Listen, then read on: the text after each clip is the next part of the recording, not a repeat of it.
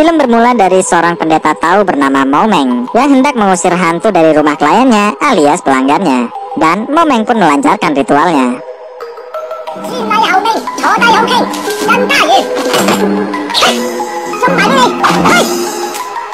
Dia masuk ke dalam untuk melakukan pengusiran, dan benar saja ada dua sosok vampir yang muncul di sana.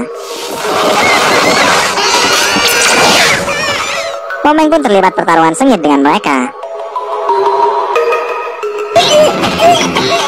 Namun, setelah Momeng tumbang, Momeng langsung ngomel pada kedua vampir itu.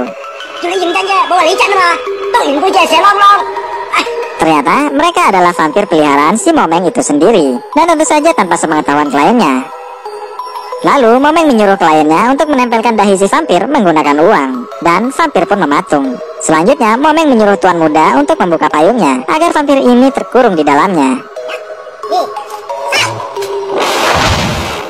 Usai mengusir, Momeng dikejutkan dengan teriakan para ajudan kliennya. Sontak saja mereka pun mendorong Momeng masuk ke dalam rumah.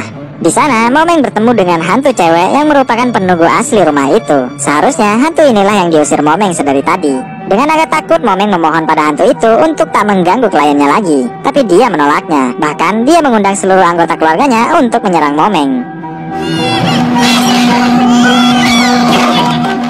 Merasa kewalahan, Momeng pun mengeluarkan vampir miliknya tadi yang bernama Tapao.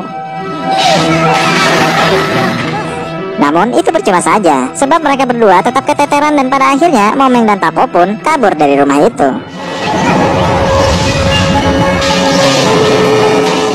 Usai berada di luar, Momeng berencana untuk tak kembali lagi dan mencari tempat baru. Lalu, tibalah Momeng di suatu pemukiman yang sangat sepi. Saat Momeng mengetuk pintu tempat penginapan, lalu masuk, tiba-tiba saja Momeng disambut para warga.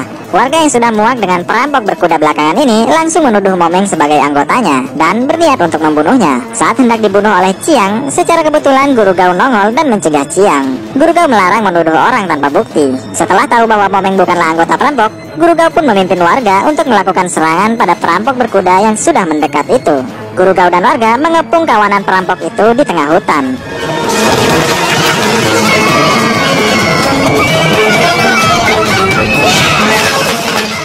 Guru Gao lalu membuat garis pertahanan menggunakan api.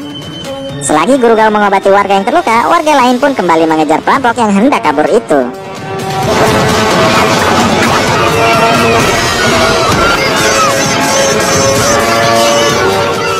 Meski dikeroyok, perampok ini tetap tak gentar karena mereka kebal bacokan. Lalu datanglah Guru Gao. Guru Gao tahu penangkal dari ilmu kebal itu.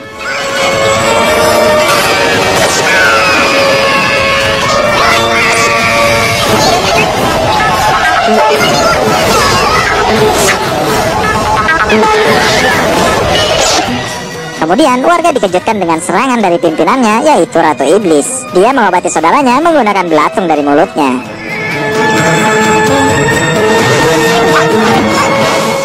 Melihat itu, Guru Gao pun berniat untuk menangkalnya menggunakan air kencingnya. Dan benar saja, leher saudaranya kembali terluka. Karena merasa terdesak, Ratu Iblis pun kabur. Keesokan harinya, warga menggelandang dua rampok semalam itu masuk ke dalam penjara. Lalu di malam harinya, Guru Gao datang ke sebuah restoran untuk merayakan ulang tahunnya di lantai 2. Sementara itu, murid-murid Guru Gao secara kebetulan melihat Momeng yang sedang makan banyak tapi sendirian di lantai 1. Melihat itu, Chiang pun berniat untuk menzaliminya. Chiang melakukan aksi mentang-mentang pada Momeng. Tapao yang tak terima pun membalasnya dengan usil. Para pelanggan sendiri malah menganggap Chiang sedang melakukan atraksi.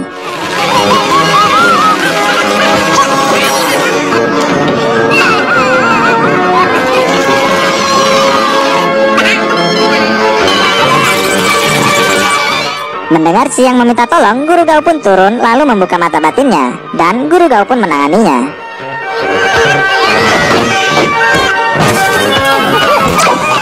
Karena tak mau kehilangan vampirnya, Momeng pun berupaya menolongnya. Tapi naas, Guru Gao tetap meringkusnya sendirian.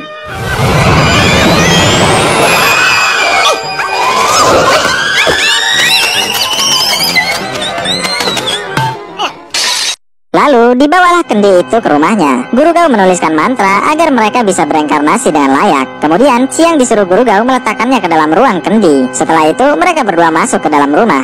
Ternyata sedari tadi Momeng mengintainya. Dia masuk mengendap-endap demi mendapatkan kendi vampir-vampirnya itu. Usai menemukannya, Momeng berniat untuk pulang, tapi dia dihadang oleh Chiang dan Guru Gao. Sebagai teman seprofesi, Guru Gao menasihatinya agar tak memelihara hantu lagi, sebab menggunakan hantu untuk mencari uang merupakan tindakan yang dilarang, bahkan bisa-bisa membawa kesialan baginya. Namun Guru Gao tetap mengembalikan kendinya dan meminta Momeng untuk mempertimbangkannya lagi dengan bijak. Usai Momeng pulang, Chiang bertanya bagaimana cara agar tak terlihat oleh hantu. Guru Gao menjawab, olesi saja tubuhmu dengan abu arang.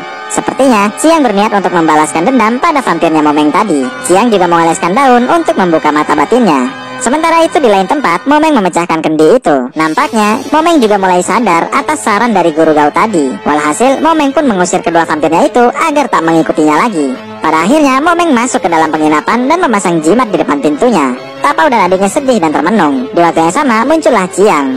Chiang mendekati Tapau perlahan-lahan dan kemudian menangkapnya. Mendengar teriakan adik Tapau, Momeng pun langsung bersegera mengejar Chiang. Saat berada di tengah hutan, Chiang terjatuh hingga kendinya pecah. Walhasil Tapau pun keluar. Tapi di waktu yang sama pula datanglah Ratu Iblis. Dia menghajar Momeng dan menangkap Tapau menggunakan jubahnya Momeng. Sedangkan Chiang bersembunyi sambil memanggil bala bantuan. Setibanya warga di lokasi, Guru Gao mendapati satu makam yang mayatnya telah dicuri. Nampaknya Ratu Iblis akan merencanakan sesuatu. Tak lama dari itu, mereka pun membubarkan diri. Di lain tempat, Ratu Iblis memasukkan Tapau ke dalam mayat yang dicurinya tadi. Dia mengaktifkannya dan mencuci otaknya. Tapau disetel agar menjadi buas layaknya melihat seekor burung saat melihat jubah kuning itu.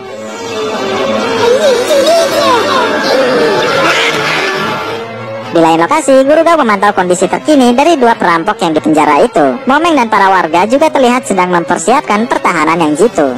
Lalu, karena merasa tidak modis, Guru Gao melepaskan jubah kuningnya itu. Walhasil, Momeng pun meminjamnya. Guru Gao, Momeng, dan para warga terlihat sudah siap menyambut kedatangan Ratu Iblis. Dan tiba-tiba saja ada yang mengetuk pintu depan. Momeng menyuruh warga membuka pintunya dan berniat langsung menyiramnya dengan darah ayam.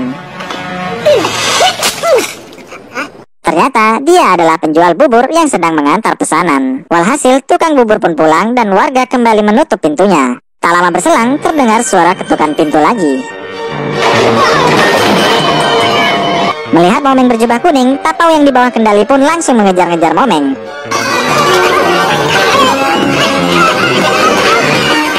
Momeng bingung, kenapa cuma dia yang dikejar-kejar.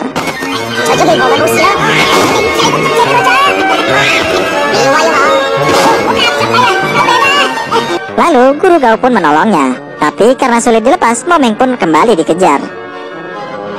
Hingga akhirnya Guru Gao keluar dari penjara untuk mengatasi Tapau. Setelah pengawasan di penjara mengendur, Ratu Iblis pun datang ke penjara. Dia berniat untuk membebaskan kedua saudaranya, tapi ternyata itu semua adalah jebakan. Chiang dan Sangban mengikatnya dan bermaksud untuk mengurungnya dengan pintu baja. Tapi karena keberatan, maka inilah yang terjadi. Terjebak dalam perangkap sendiri, Chiang dan Sangban pun menjadi bulan-bulanan. Melihat mereka dihajar, Momeng pun menunjukkan tempat disandaranya kedua saudaranya itu. Walhasil Ratu Iblis pun keluar dan bergegas menyelamatkan mereka berdua. Namun sayang, itu adalah jebakan di dalam jebakan. Sontak saja Ratu Iblis pun marah besar.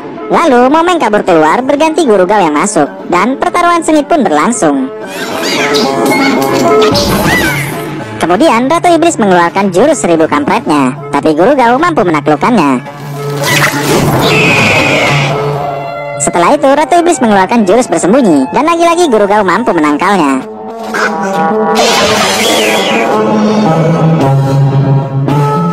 Dan kali ini giliran Guru Gao yang mengeluarkan jurusnya, yaitu pedang koin auto aim alias membidik otomatis.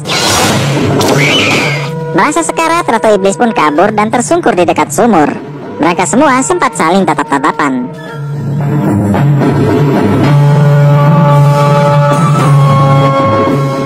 Pada akhirnya Ratu Iblis pun bunuh diri dan menceburkan dirinya ke dalam sumur.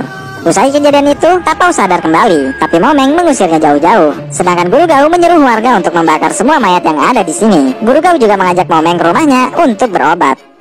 Namun, tatkala Fok dan Sao hendak membakar kedua mayat itu, tanpa sepengetahuannya, mereka melepaskan tali mantranya terlebih dahulu. Walhasil, kedua mayat itu bangkit dan merasuki tubuh Fok dan Sao. Di lain tempat, usai mengobati Momeng, Guru Gao disambut meriah oleh para warga lantaran berhasil membunuh semua perampok sakti itu. Saat sedang makan-makan, tiba-tiba saja Fok dan Shao datang. Guru Gao khawatir karena mereka berjalan dengan tumit mengangkat. Lalu Guru Gao menyuruh Qiang dan Sangban untuk menggiringnya dulu. Lepas itu, Guru Gao dan Momeng berupaya membubarkan kerumunan karena ada hantu, tapi mereka menolaknya. Walhasil, Guru Gao pun mengajak warga menemui hantu itu. Dan setelah melihat hantunya, para warga langsung lari terbirit-birit. Mereka semua masuk ke rumah Guru Gao dan masing-masing mengambil jimat perlindungan. Karena tak kebagian jimat, Qiang dan Sangban pun dihajar habis-habisan. Lalu, Momeng datang membawa cermin demi mengeluarkan arwahnya. Dan benar saja, cara itu berhasil. Guru Gao muncul dan menotok dahinya dengan kuas mantra. Guru Gao juga menyuruh muridnya untuk memegangi kuas ini, karena Guru Gao dan Momeng hendak melakukan suatu ritual di dalam. Di tengah memegangi kuas, Qiang dan Sangban yang kurang kerjaan itu malah menjahilinya. Walhasil, para hantu ini pun bangun dan kembali menyerang. Mendengar teriakan muridnya, Momeng dan Guru Gao pun langsung bergegas keluar dan melancarkan aksinya ini. Setelah diberi jimat, Guru Gao menyuruh Momeng untuk menggorengnya. Selagi menunggu minyak dipanaskan, Guru Gao dan yang lainnya menempelkan kertas jimat ke setiap pintu dan jendela. Setelah selesai, Guru Gao menugaskan Momeng untuk menggorengnya sendirian. Sebab Guru Gao dan muridnya harus kembali ke sumur untuk mengangkat mayat Ratu Iblis dan kemudian membakarnya. Dengan berat hati, Momeng pun menyanggupinya.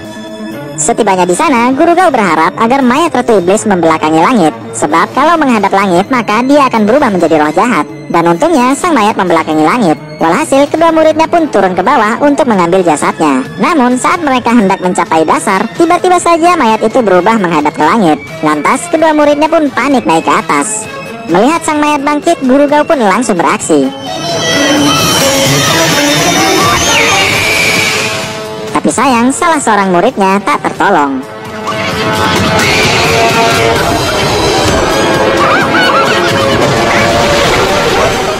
Usai berada di luar sumur, Ratu Iblis mendengar suara teriakan saudaranya itu. Walhasil, dia pun terbang ke sana. Sementara itu, Momeng tak kunjung menggorengnya karena memang minyaknya belum mendidih. Namun, salah satu kendi mulai retak dan memberontak keluar. Tak punya banyak waktu, Momeng langsung saja menggorengnya. Tapi, karena minyaknya belum mendidih, hantu itu pun bangkit dan keluar dari wajan dengan kondisi setengah matang. Dan sudah pasti, Momeng kabur dari kejaran hantu mentah itu. Lalu, melihat ada abu arang, Momeng pun bergegas ke sana untuk mengolesi tubuhnya agar tak terlihat oleh makhluk itu. Momeng menanggalkan seluruh pakaiannya, dan benar saja hantu ini pun tak dapat melihatnya. Namun, karena tak semua tubuhnya diolesi, hantu ini pun masih bisa mengejarnya. Dan pada akhirnya, Momeng sukses menggoreng hantu itu dengan sempurna. Tak berselang lama, Ratu Iblis pun datang. Dia menggunakan tubuh Tapau untuk membuka pintunya. Momeng mengancam menggoreng kendi satunya, tapi Ratu Iblis juga mengancam membunuh vampir cilik ini. Lantas, Tapau pun melakukan serangan. Ratu Iblis malah besar melihat saudaranya digoreng semua. Tak lama, Qiang pun datang untuk mengulur waktu. Sementara itu, Guru Gao masuk lewat pintu lain. Mendengar Qiang yang sudah terdesak, Guru Gao pun muncul dengan kemoceng saktinya. Lalu, Momeng kerasukan Ratu Iblis.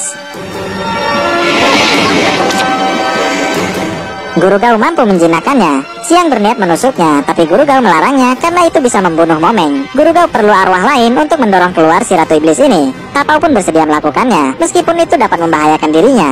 Dan proses pendorongan pun dimulai.